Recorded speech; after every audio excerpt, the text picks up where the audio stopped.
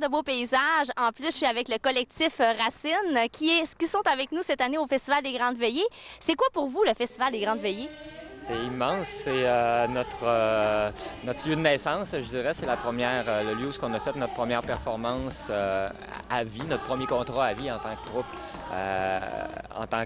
Que troupe, c'était vraiment ici aux Grandes Veillées. On faisait des performances dans la rue, de l'animation. Puis là, 5 ans plus tard, on se retrouve sur la scène, ce qui est quand même un grand honneur, là.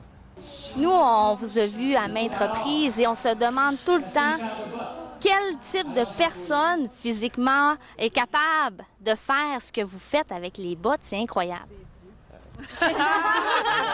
On est des dieux, non?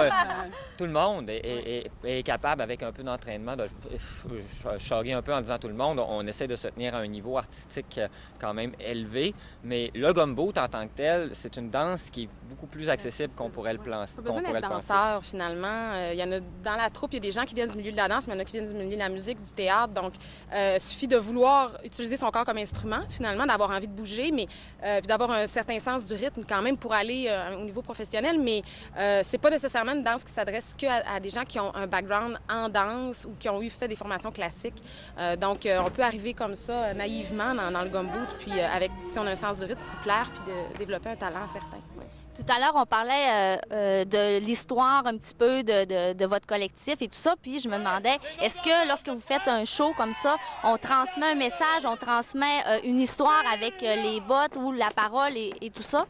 La base de la troupe, en fait, c'est une des premières choses qu'on s'est dit quand on a décidé de créer des spectacles. On s'est dit que le gumboot, c'était l'art qui nous rassemblait, parce que comme Marie-André dit, on vient de plein de milieux, mais notre objectif avec ce gumboot-là, c'est de dire quelque chose, c'est d'avoir un message, puis de pas... Le gumboot vient d'Afrique, vient de mineurs qui étaient des esclaves, qui ont réussi à sortir de leur misère, pour faire une histoire courte, là, sortir de leur misère avec cette danse-là. Pour nous, c'était important qu'elle garde un sens, puis qu'elle garde l'idée de porter un message, puis avec tout...